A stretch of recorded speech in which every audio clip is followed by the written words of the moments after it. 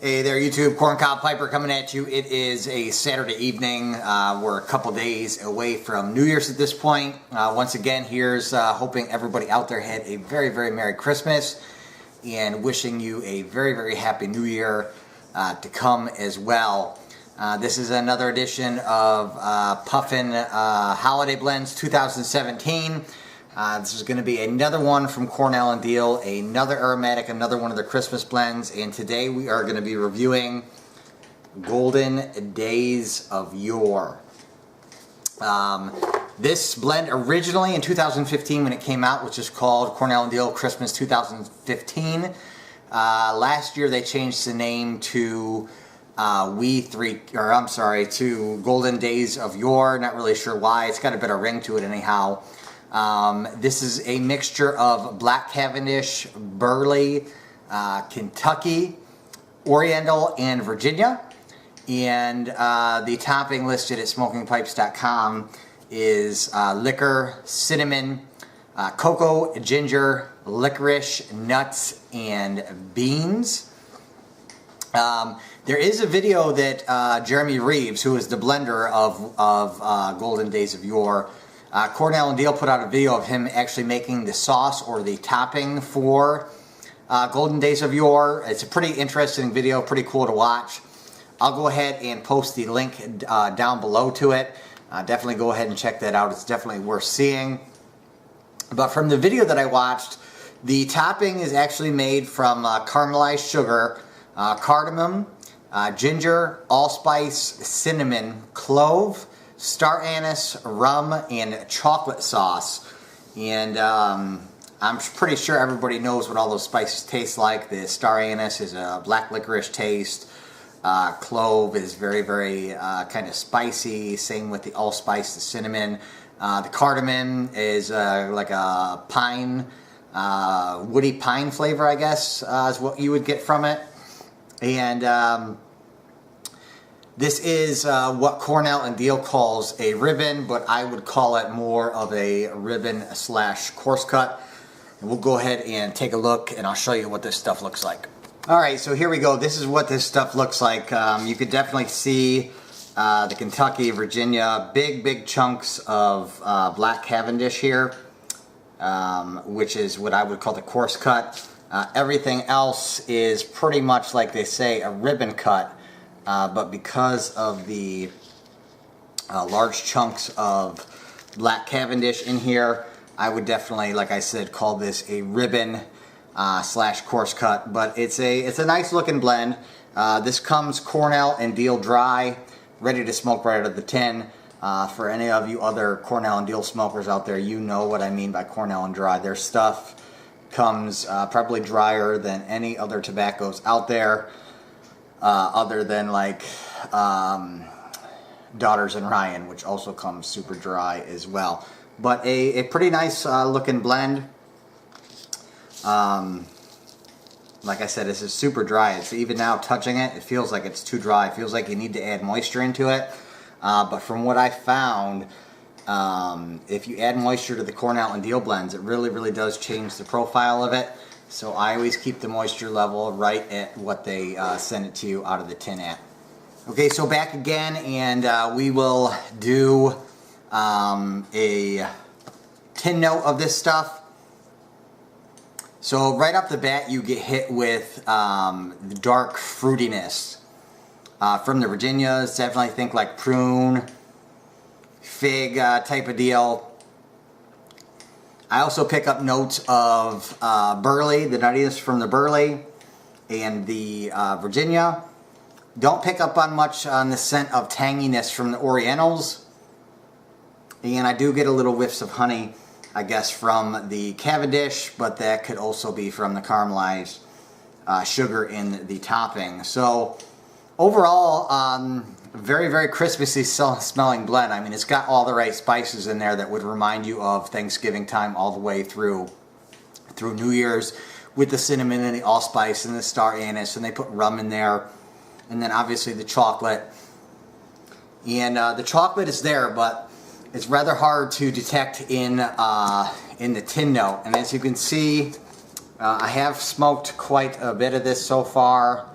but that may not be reminiscent of my overall review. We'll get to that in a minute. I'm going to be smoking today from my 2017 St. Nicholas by 7Ellie. This is the 614 shape. Really cool pipe. I've really been enjoying smoking this this holiday season. It really is a great smoker. The only thing with this is sometimes it can be hard to get a pipe cleaner down through that hard bend in there.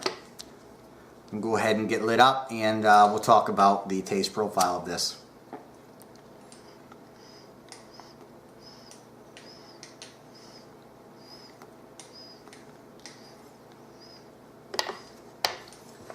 We got the charring light done. Initially with the charring light, what I get hit with is definitely dark fruit and the chocolate, what comes through initially. Now the Virginia tobacco is listed last on the ingredient list, which usually means that that has less amount of that tobacco in there than anyone else. The Black Cavendish is listed as first, and I don't believe there's more Black Cavendish in there than Virginia, because really, like I said, what I get hit with initially is that dark fruitiness from the Virginia. I would have to believe that there's not any bright Virginia in here, because I don't pick up any grassy hay-like notes at all that you would associate with bright Virginia. So I guess we'll go through in the flavor profile, we'll go through the tobaccos first. So like I said, first and foremost, a dark, really dark fruitiness from the Virginias. Can't detect any bright in there. Do get some woody notes from the Kentucky. Obviously nuttiness from that classic. My lighter's down here. Cornell and Diehl. Burley. I mentioned this plenty of times before. Cornell and Diehl and LJ Peretti are definitely my favorite Burley blend makers. And then I do pick up quite a bit of honey from the Black Cavendish in there as well. But that really won't mature until about the halfway mark of the bowl. It'll start to get more and more sweet the farther you work your way down the bowl. So for the topping, once again this has rum in it. I am unable to detect the rum flavoring in any tobacco that I've ever tried with it. Just something that my palate does not detect. Like I said, this does come dry for an aromatic. This smokes all the way down to the bottom of the bowl for me without any dottle, which is weird for an aromatic and weird for a sweet aromatic, but I believe because they put so much drying time into this, it does not burn like a normal aromatic. You can taste the tobacco and the topping with each puff. They're pretty equally balanced, which is another nice touch for an aromatic. In the topping, what I do pick up is cocoa, but this hit or miss. It's not consistent all the way through the bowl. I definitely pick up allspice, ginger, definitely the spiciness from the ginger. And I can pick up cinnamon. All those other spices that they use in the sauce, I do not detect. I don't get any of the licorice flavor from the star anise, and I don't really pick up any of that pine note from the cardamom either. But the topping on this is quite nice. I mean, it really, when I smell it and I taste it, it really does remind me of Christmas time. Like I said, this is one of the few aromatics that I've been able to smoke down to the bottom without any dottle, which is a nice touch as well. But there's one big note to this, I guess, that really turns me off, and I can't get past it. I really wanted to enjoy this blend based on watching the video of Jeremy making the sauce and the tin note and the initial taste of it when I first lit up. But this blend tastes ashy from probably that 4th or 5th puff all the way down to the bottom of the bowl. I don't know how else to describe the I guess it's more of a mouthfeel on my tongue, but hopefully you understand what I mean when I say that this tastes ashy, or maybe earthy, but not in a good way. This is probably like my 8th bowl of this stuff now, and once again I'm getting hit with the ashiness, and I find it to be overpowering, and I can't push past it to actually sit and enjoy this tobacco. So I don't know if there's an addition of certain kind of tobacco, or if it's maybe one of those spices that's doing it. If there was a way to work the kink out and get rid of that, this blend would be very highly rated for me. This blend got pretty bad reviews on tobaccoreviews.com. Didn't get the greatest of reviews at smokingpipes.com. And from the few videos that I watched on YouTube, not that many people were super into this one as well. Me being one also. So, unfortunately, this is a miss for Jeremy on his holiday blends, at least in my opinion. For the 5-star rating of Cornell and Diehl Golden Days of Yore, I'm going to go ahead and give this a 1.5 out of 5 stars.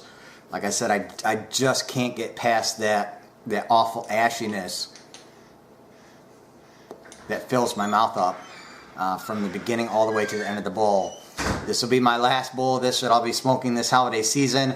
I am going to go ahead and jar this up, and I'm going to give it 1 year, and I'm going to come back to it and see if maybe that ashiness goes away. At least that's my hopes. And if it doesn't, I'm just going to go ahead and give it away, pass it along to hopefully somebody out there that does enjoy this stuff. But right now, that's the best rating I can give it is only a 1.5 out of 5 stars. Like I say in my disclaimer, I know everybody's tastes differ. There's obviously some people out there that love this stuff because they've been making it for 3 years now, so enough people are buying it. But you know, I question, because people buy Christmas blends such as myself just based on the fact that they're Christmas blends. Not necessarily on the fact that it's going to be something they love or like, but they probably sell a lot of it just because it's a Christmas blend tobacco.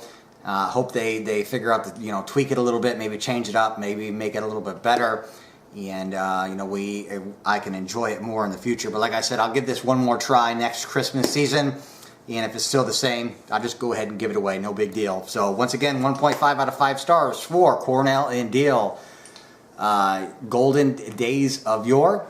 Thanks for watching. Wishing everybody out there a very happy New Year again. And as always, YouTube, keep on piping.